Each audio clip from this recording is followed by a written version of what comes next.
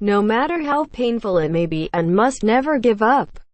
What they say, Isla, Felix, and Artus have escaped Drucilla's dungeons and are desperately searching for our young heroine to warn her of Thorne's capture.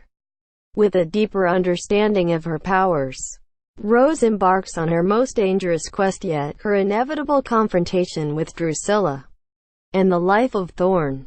Her khat is on the line. The fate of Ttereve and its people depends on her success in the next exciting chapter of Rose content as the repercussions after Thorne's departure begin to sink in. Rose and Dante still must deal with the death at his paws, helping the leader of the Priests of Tera bury his sister. Although she still feels sad for the passing, he soothes the young guardian by saying Lana is at peace. But before any more wisdom can be imparted, an impatient knight interrupts the conversation with his haste.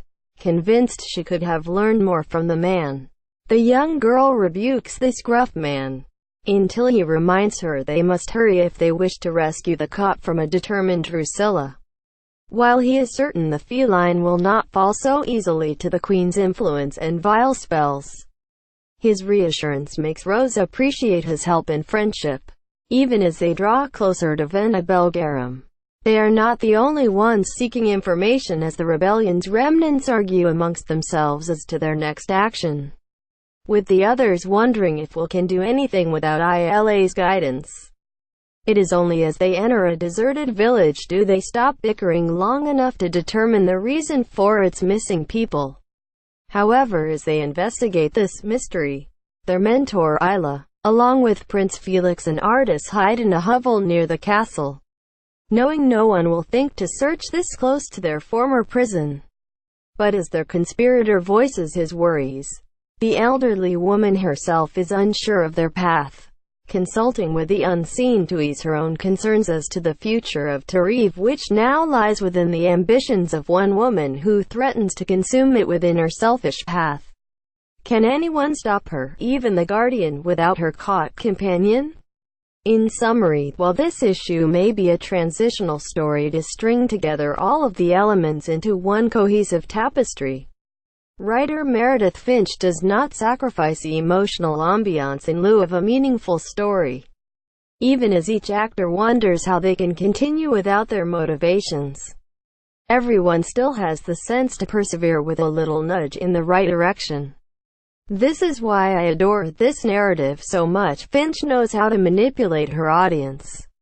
Even within confined personas, she still has room to make subtle refinements to each in order to make them all the more, for lack of a better word, human. Just as the title character has slowly been evolving into the center of this literary universe, she herself still has the ability to become something more than what Finch defined her from the beginning. At first, we saw her as a naive girl, living a sheltered life when it all came crashing down after she gained notice from a simple indiscretion.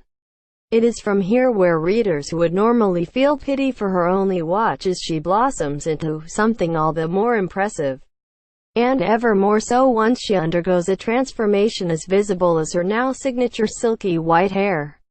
Only after this shift in storytelling does the narrative become something all the more enduring. A tale of struggle in which we only become enamored with Rose as we watch her never give up. Even as many obstacles are placed within her path, it becomes so gratifying to see her throw tantrums at the start, but with a little prodding in the right direction and help from her friends, this new guardian becomes someone we can visibly admire on so many divergent levels. But the journey was only guided in no small part by Isla and Will. And as we saw more obstacles thrown in her way, the introduction of a khat partner and even her winning over a major protagonist makes this girl, now a budding woman, into a person who makes everyone around her that much stronger, as long as she doesn't get discouraged. However, even in those burdensome times, she can always depend on her companions to show her the way out of darkness. And while most of those who in their own way have become influenced and inspired by Rose are clearly defined, the one noticeably affected by her evolution is the knight named Sir Dante. When we first saw him, he was a ruthless and sadistic hunter sent by Queen Drucilla to exterminate this nuisance. But once he is forced to confront the fallen and his friend Edward, then begrudgingly nursed to health by his enemy, a strange transfiguration occurs. It was truly satisfying to see this monster of a man with a personality to match accept the responsibility of protecting the Guardian. To watch these two travel, with her former stalker now becoming a teacher in lieu of Isla, and Thorne acting as a conscience, was comical at times, and heartwarming in others. It is only now to go back and understand the true impact Rose has as she gradually unraveled his cold heart. This tangible change now is more understandable and thus makes his transformation all the more forceful. And yet, even with all of the passages these two gone through, they are almost like an overly protective big brother and sister or grumpy uncle and niece. Either way, in the last pages when he reminisces his and Drew's first meeting and now declaring she is now as cold-blooded as he was, then the heartwarming want to protect her, it powerfully brings his whole metamorphosis full circle.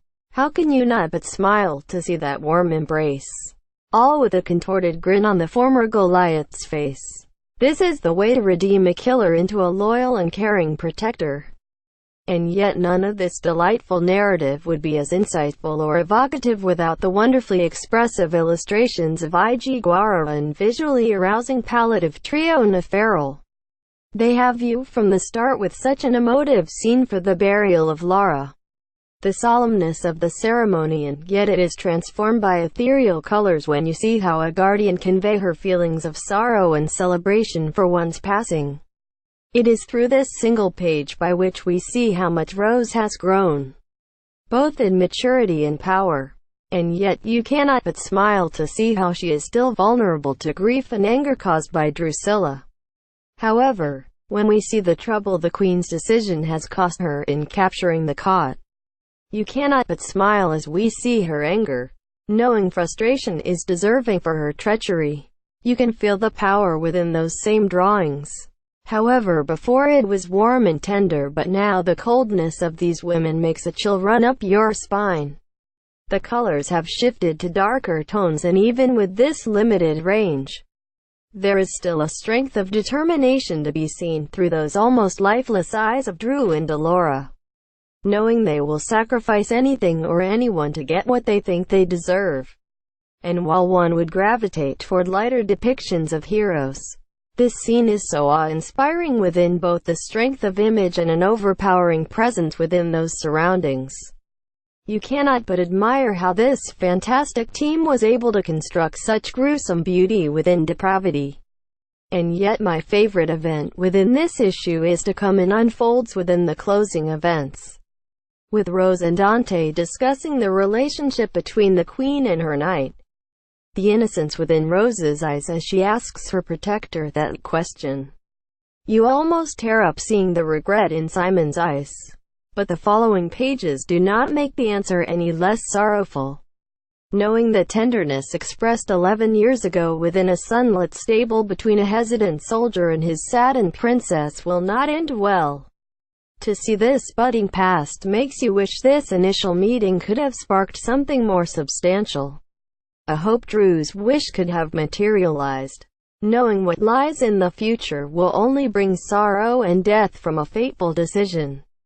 But even within all of those questions of what if, it is the touching moment in which a grim giant wraps Rose within his blanket. That is the most evocative image of the series, bringing their admiration for each other closer and a sense of security to their bond. The page of night closing around them with a crackling fire, the thing keeping the darkness away. This wondrous image created by Guara and Farrell is moving in its complexity and also provocative in its simplicity. This is how you bring an issue to a close. Not with a cliff-hanging battle, but with a warm and touching moment which reinforces the connection for both reader and characters, bringing everyone closer for a more involved story, even if it may not advance the story in ways some may appreciate. Rose still is able to provoke thoughts which generates insight into these characters. making the reader grow closer to people who you cannot but cheer for or love to hate. With every issue, Finch, Guara, and Farrell envelop us within a world which grows ever darker. But the adventures of Rose and her companions bring genuine hope to both us and Ttereve. You cannot but smile to see how she grows, and even if she may falter, with the encouragement of her friends, becomes someone better, making ourselves one and fashion our lives as a reflection of this unsure but forthright girl.